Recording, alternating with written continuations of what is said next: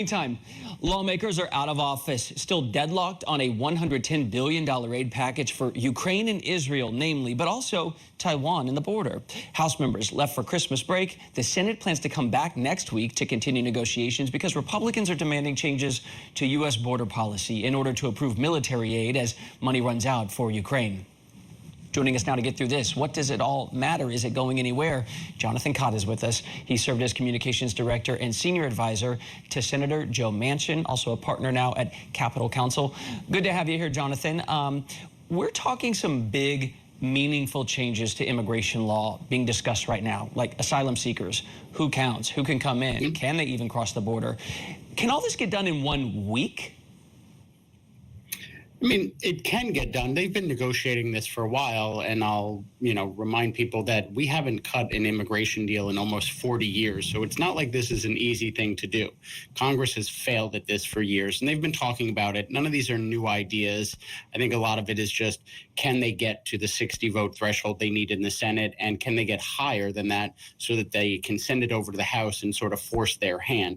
That's the problem. They've been going at this for about a month already. So it's not like they're just starting fresh. So they can get it done. And I'm glad the Senate is coming back next week to finish the work. I think it's shameful that the House just decided we were going to go home for Christmas with so many things left undone. Forget, it's not just this immigration bill. It's aid to Israel, aid to Ukraine, aid to Taiwan. These things need to get done. It's not like we can, kick the can down the road and hope that we get something done in January. There are people's lives at stake right now.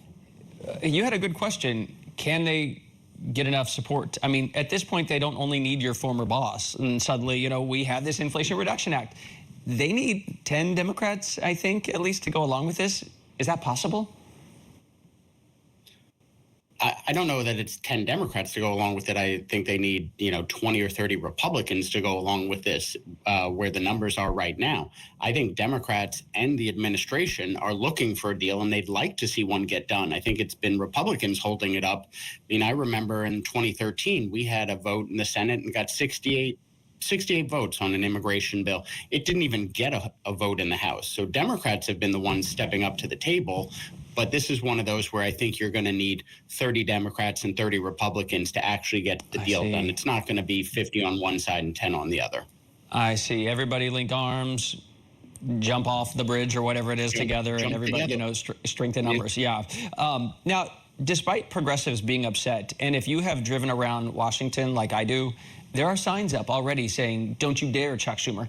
The White House seems to be on board, at least partially here. Who has the upper hand in the negotiations? How far apart do they seem? They don't seem that far apart. I think there are some, there are still a few major issues on asylum, how we classify that, what we do with the people who are already in this country. And I remind people, if you want to build a wall, which is stupid and outdated, but if you're concerned about border security, there are ways to address that. But you also have to address the people who are here legally, the people who have been here for years, the people who can't be sent home to their country, a country they don't know, a country they've never been to, and just expect to live their lives. So we have to figure out how we do this in a comprehensive way. And I think that's where the divide is right now. It's what can we do on border security, but what can we also do on comprehensive reform so that we address the people who are already here. By the way, super fast procedurally, if the Senate passes something, and it surprises everybody, if the House doesn't do it this year, does it all have to restart next year? Yep. Okay. And I guess I'd end on this. What are the odds you think this gets done? I think it's going to be tough.